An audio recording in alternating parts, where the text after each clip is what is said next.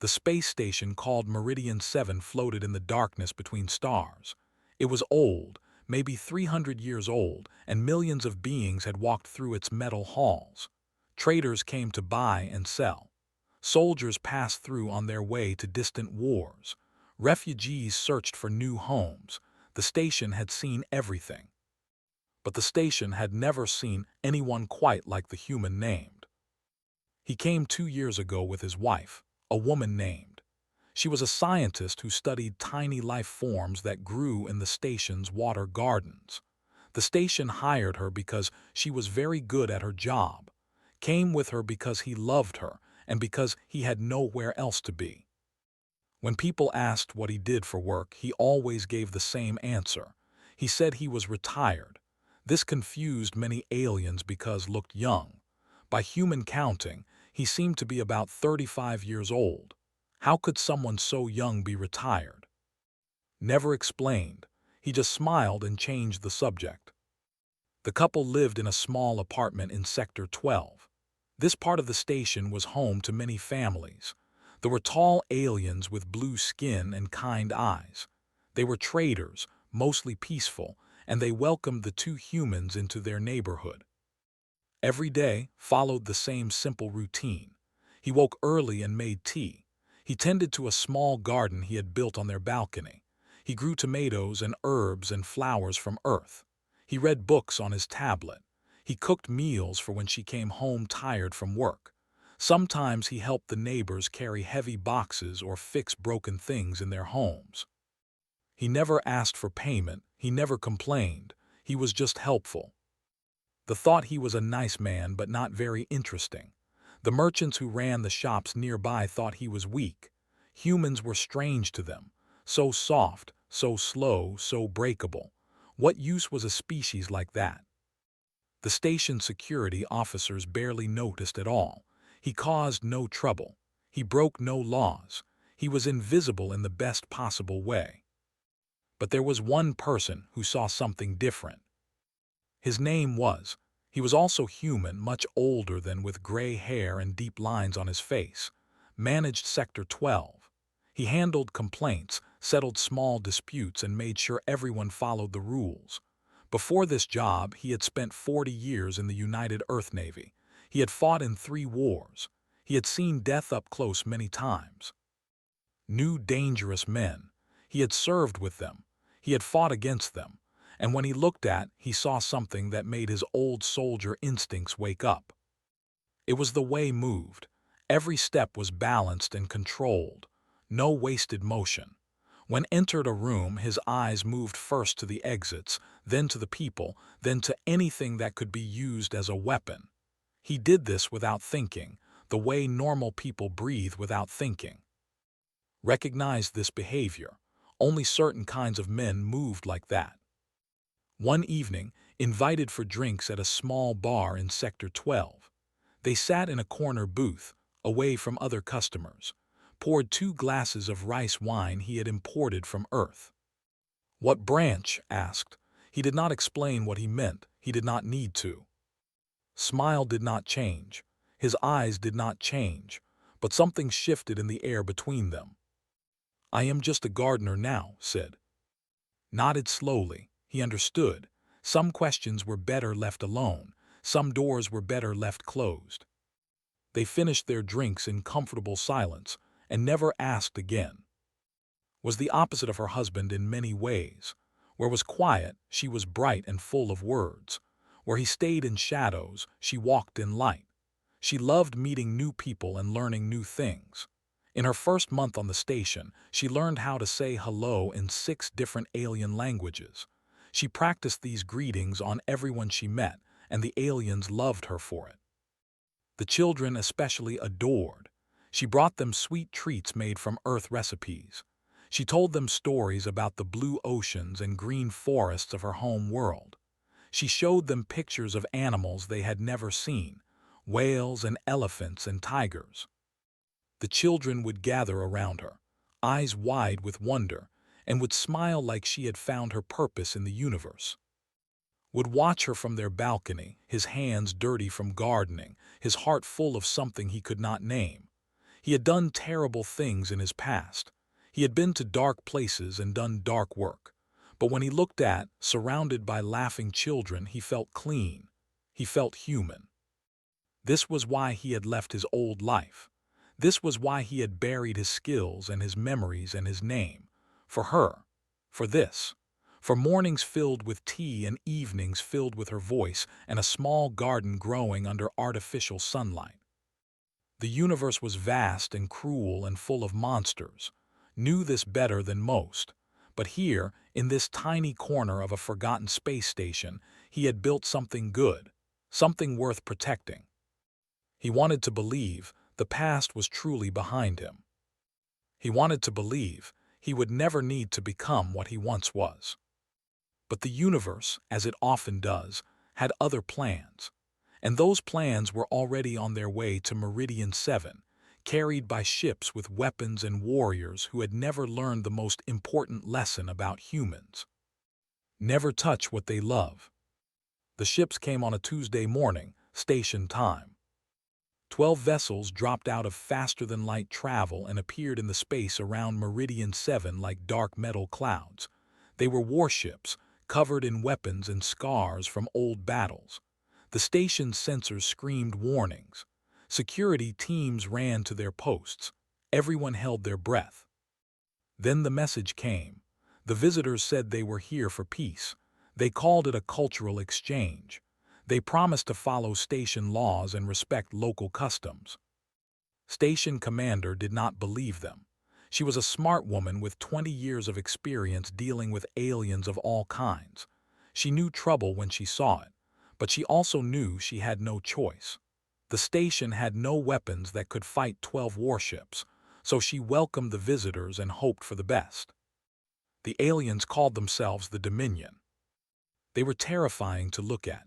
Each stood 8 feet tall, with 4 arms and hard shells covering their bodies like armor. Their shells were the color of dried blood. Their eyes were black and showed no feeling. When they walked, their feet made heavy sounds on the metal floors, like war drums beating. 50 of them came onto the station. They said they were diplomats, but everyone could see the truth. These were warriors, killers. They moved like hunters, and they looked at other species the way a predator looks at prey. Their leader was the worst of all. His name was, and he held the title of High Champion. This meant he was the greatest fighter in the entire Dominion. He had killed the leaders of 3 conquered worlds with his own 4 hands. On his shell, he had carved the names of everyone he had ever killed in combat. There were more than 200 names. Walked through the station like he already owned it. His black eyes looked at the aliens around him with disgust. To him, they were all weak. They were all inferior. The Dominion had conquered 11 star systems in the past 100 years. They believed strength was the only thing that mattered, and they believed they were the strongest. Within days, they started causing problems. They took the best tables in restaurants and did not pay. They pushed people out of their way in corridors. They broke things and laughed when the owners complained. One warrior picked up a small merchant and threw him against a wall for speaking too loudly. Station security did nothing. What could they do? They were outnumbered and outmatched. They carried weapons that could cut through metal. Starting a fight would mean death. So people suffered in silence. They lowered their eyes when walked past. They moved out of the way. They swallowed their anger and their fear and prayed the visitors would leave soon. Saw all of this. He was on his balcony one afternoon, watering his tomatoes, when he watched 3 warriors walking through the market below. An old man was in front of them, moving slowly because his legs were weak with age. They did not want to wait. One of them shoved the old man to the ground. The others laughed. Then they stepped over him and kept walking. No one helped the old man up. Everyone was too afraid. His hands stopped moving. His grip on the watering can tightened until his knuckles turned white. Stood beside him. She saw the change in his face. It was small, just a tiny tightening of the muscles in his jaw, but she knew her husband.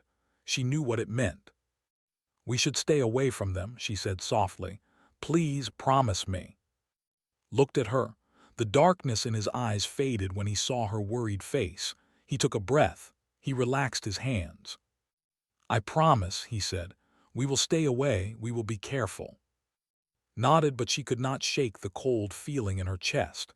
She had never asked about his past. She did not want to know. But sometimes, in his sleep, he would speak words in languages she did not recognize. Sometimes he would wake up suddenly, his body ready to fight, his eyes searching for enemies that were not there. She knew he had been something before, something dangerous, and she knew that part of him was not dead, only sleeping. She prayed it would stay asleep. For 1 week kept his promise. He stayed home. He avoided the areas where gathered. He tended his garden and read his books and pretended the monsters were not real. But could not hide forever. Her work was important. The station needed her research. So every day she went to her lab in the water gardens, and every day watched her go with fear in his heart. On the 7th night after they arrived, worked late. She was alone in her lab, studying samples under her microscope, when the door opened behind her. 3 warriors walked in. They said they wanted to inspect the facility. They said they had the right to go anywhere on the station, but their black eyes were not looking at the equipment. They were looking at her. Tried to stay calm. She tried to answer their questions politely, but when she moved toward the door, one of them blocked her path. "Where are you going, little human?" he asked. His voice sounded like rocks grinding together. His heart began to pound.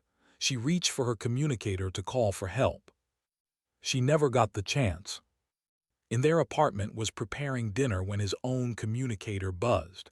It was connected to his health monitor, a small device she wore on her wrist.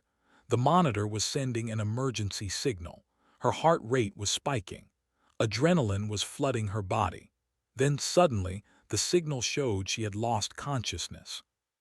Stood frozen for exactly 2 seconds. In those 2 seconds, something changed behind his eyes. The kind man, the gentle gardener, the quiet husband disappeared. Something else took his place. Something old and cold and utterly without mercy. Then he moved toward the door. And he did not stop until he found her. Ran through the station like a ghost. People saw him pass, but their minds could not understand what they were seeing. He moved too fast. One moment he was there, the next moment he was gone, already turning the next corner, already climbing the next stairway. His feet made almost no sound on the metal floors. Administrator was working late at his desk when past his checkpoint. Looked up and saw the human's face through the window. What he saw there made his blood turn cold. There was nothing in that face. No anger, no fear, no emotion at all. It was like looking at a machine wearing human skin. The eyes were the worst. They were completely empty, like windows into a dark room where something terrible waited. Had seen that look before, long ago, on the faces of men who had been trained to do things that normal people could not imagine. He never thought he would see it again. He whispered a prayer for whoever was waiting at the end of his path. The station's computer would later show that covered the distance from Sector 12 to the water gardens in 4 minutes. That distance should have taken at least 15 minutes, even running at full speed. No one could explain how he moved so fast. No one wanted to ask. Reached the laboratory door and stopped. He could hear sounds inside. Laughter, the harsh, clicking laughter of warriors, and beneath that a softer sound, a woman crying. He opened the door. The room was bright with artificial sunlight. Green plants grew in long rows of water tanks, and on the floor, surrounded by 3 massive warriors, lay. Her face was covered in blood. Her left arm bent at an angle that arms should not bend. She was trying to crawl away, but one of them had his foot on her back, pressing her down. Another held a torn piece of her coat in his hand, waving it like a prize. The 3 warriors turned when the door opened. They saw a small human standing there, alone, unarmed. They began to laugh again. "Look," said the largest one, a warrior named. "The female's mate has come, another weak human to play with." did not respond. He walked past them, knelt beside, and gently touched her face. She was conscious, but barely. Her eyes struggled to focus on him. When she recognized her husband, she tried to speak. Her voice was broken, full of pain. "Don't, please don't." She knew, even through the pain and fear, she knew what was about to happen. She had spent years hoping she would never see this side of him. Now she was begging him to stay hidden, to stay human, even as she lay bleeding on the floor. Leaned down and kissed her forehead, soft and gentle, the way he did every morning when she woke up. Then he stood. He turned to face the three. His body was relaxed. His hands hung loose at his sides. His face showed nothing at all. "You are three," he said. His voice was flat, without any feeling. "You have 30 seconds to decide if that is enough." Stopped laughing. Something in the human's voice made him pause, but only for a moment. He was a warrior of the Dominion. He had killed hundreds of enemies. This small, soft creature was nothing. "Stupid human," said, spreading all 4 of his arms wide. "Do you know who we are? We are warriors of the... We have conquered star systems. We have crushed armies. You are nothing but..." Moved. What happened next lasted 11 seconds. The station's security cameras recorded everything, but even watching the footage many times, people could not understand what they saw. Did not fight like a normal human. He did not punch or kick or grab. He moved like water flowing around stones. He was never where they expected him to be. Swung his massive arms at the human. He hit only air. Then there was a sound like wood breaking, and both of his main arms hung limp at his sides. The joints had been destroyed with precise, surgical strikes. The second warrior tried to attack from behind. Turned, his hand shot out like a snake striking, and his palm hit the warrior's throat. The hard shell that protected the body cracked under the impact. The warrior fell, gasping, unable to breathe. The third warrior saw his companions fall in less than 5 seconds. Fear finally broke through his pride. He turned and ran for the door. He made it 3 steps. Caught him, grabbed all 4 of his arms, and twisted. The sounds of joints separating from their sockets filled the room. The warrior screamed and collapsed, all 4 arms useless. 11 seconds. 3 of the Dominion's trained killers, defeated by a single human who had not even broken a sweat. Stood among the fallen for a moment. His breathing was calm. His heart rate was normal. Then he turned away from them as if they no longer existed. He walked back to, lifted her in his arms with impossible gentleness, and carried her toward the door. He did not look back at the broken bodies. They were not worth looking at. At the medical bay, the doctors took from his arms and rushed her into treatment. Stood outside the doors, watching through the window as they worked. Blood covered his shirt, but none of it was his. Administrator found him there an hour later. The old man stood beside in silence. He did not ask questions. He did not offer words of comfort. There was nothing to say. They both knew what was coming next. Finally spoke. "They will not let this go. Will demand blood." Did not take his eyes off sleeping form. "I know. He has killed over 200 opponents in ritual combat. He has never lost." Said nothing for a long moment. Then he turned and looked at with eyes that had seen too much darkness. "I tried to leave it behind," said quietly. "I tried so hard for her. I wanted to be a gardener. I wanted to be normal. I wanted to forget what I was." He looked back at. "But they touched her, they hurt her." His voice dropped to barely a whisper. "So now they will learn why humans should never be pushed too far." The news spread through the station like fire. By morning, everyone knew what had happened. A single human had defeated 3 warriors in seconds. The warriors who had terrorized the station for a week, who had made strong aliens lower their eyes and step aside, had been broken by a quiet gardener who grew tomatoes on his balcony. Some people did not believe it. Humans were weak, they said. Humans were soft, there must be some mistake. But the security footage was clear, and the 3 broken warriors in the medical bay were proof enough. For the first time since they arrived, people on the station began to whisper with something other than fear. They whispered with hope. High Champion was not hopeful, he was furious. He gathered all 50 of his warriors in the station's central plaza at midday. His voice boomed through the open space, amplified by speakers so everyone could hear. Thousands of beings stopped what they were doing and listened. "Your human attacked my warriors without cause," roared. 3 honored soldiers of the Dominion were assaulted by this cowardly species. This is an act of war. Station commander stepped forward. She was not afraid to face the massive alien, even though he could crush her with one hand. Her voice was calm and steady. "The incident is under investigation," she said. "The evidence shows that your warriors entered a restricted area and attacked a civilian first. They broke station law. The human was defending his wife." "Silence!" scream made the air shake. "The Dominion does not care about your laws. We recognize only strength. We recognize only blood." He raised one of his 4 arms and pointed at the crowd.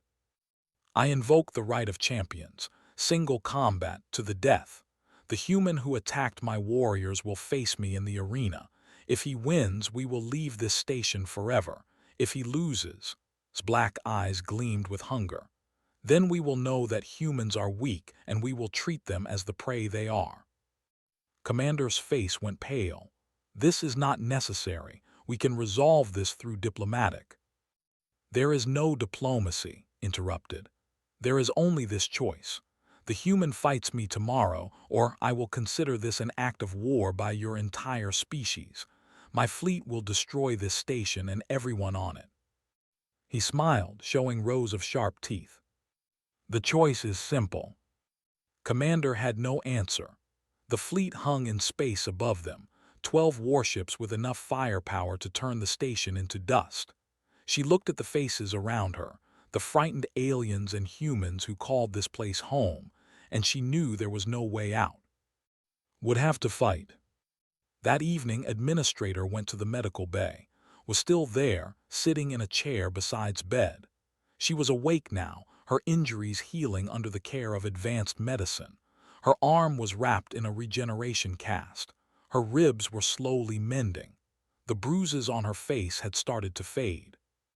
She was holding his hand tightly, as if she was afraid he would disappear. Stood in the doorway. "May I come in?"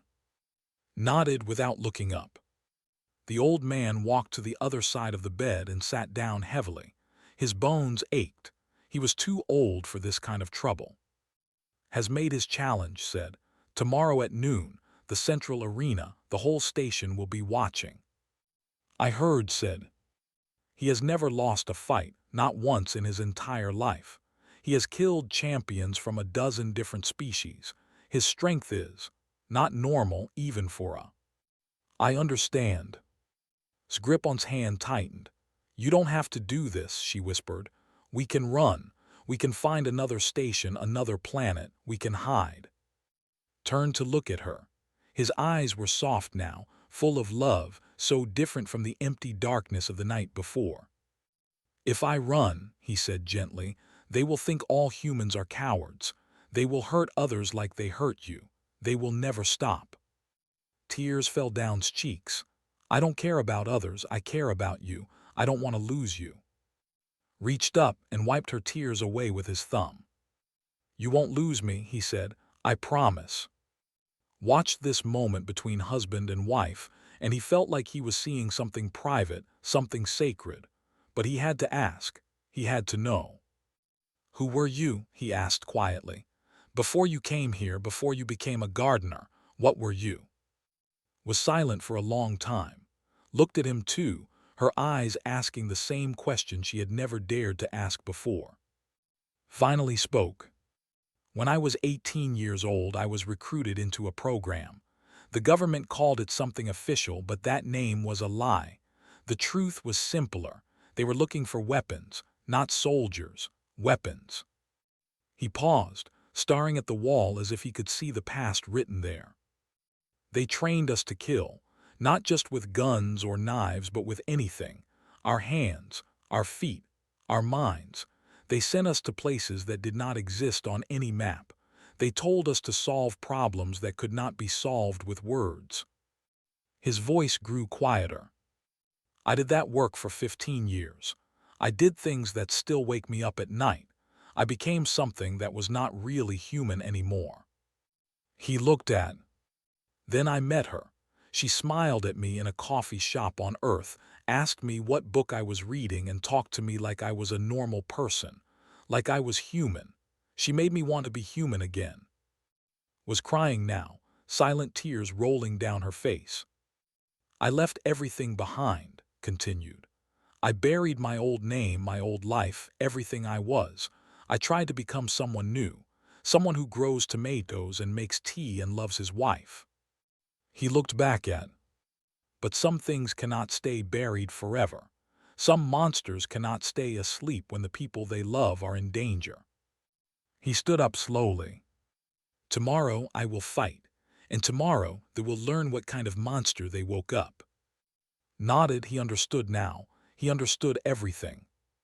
Rest tonight, the old man said. Tomorrow will come soon enough. He left the room and closed the door behind him. Inside, pulled close and held him tight. She did not let go for a long time, and held her back, breathing in the smell of her hair, memorizing the feeling of her warmth against him. Whatever happened tomorrow, he would not let her down. He had made a promise, and he always kept his promises. The arena was built for moments like this. It sat in the center of the station, a massive circular space with walls of metal and glass. Thousands of seats rose up around the fighting floor, and today every single seat was filled. Beings from every corner of the galaxy had come to watch. Some wanted to see the human die. Others held onto a small, desperate hope that maybe, just maybe, the impossible could happen. The delegation sat in the best seats, their blood-red shells gleaming under the bright lights. They were already celebrating. In their minds, this fight was already over. Their champion had never lost. This small, soft human would be dead in seconds. On the other side of the arena, the station's residents sat in nervous silence, held hands with their children. Humans from the diplomatic corps watched with pale faces. Commander stood at the edge of the arena floor, her hands clasped so tightly that her knuckles had turned white. Administrator sat near the front. His old heart was beating fast. He had seen many things in his long life, but nothing like what he knew was about to happen. One way or another, this day would change everything. A horn sounded. The crowd fell silent. High Champion entered the arena first. He walked slowly, letting everyone see his full size.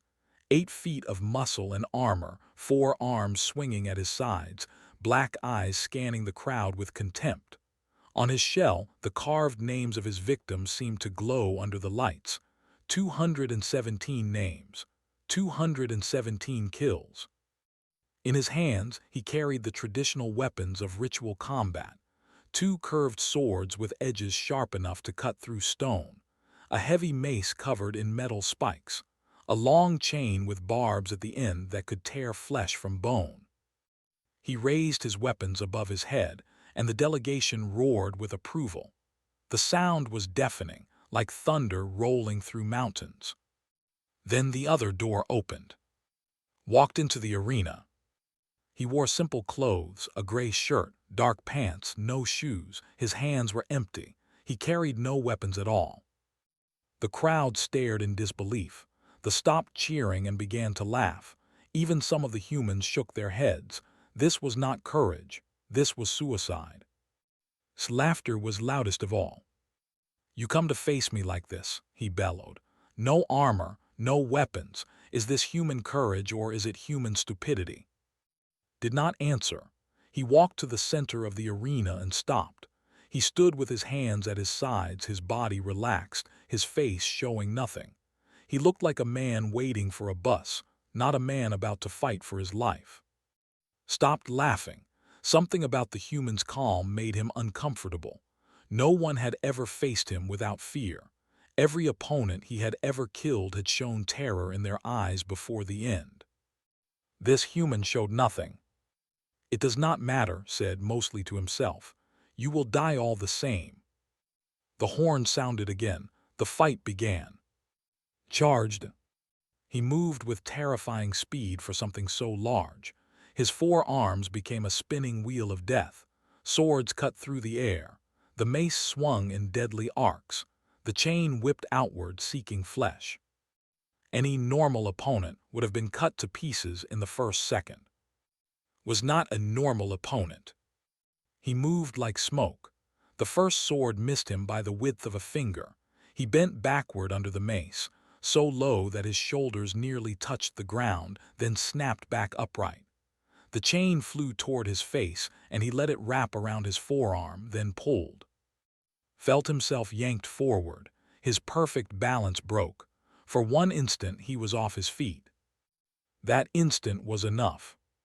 Strug. His hands moved faster than eyes could follow. He did not punch. He did not grab.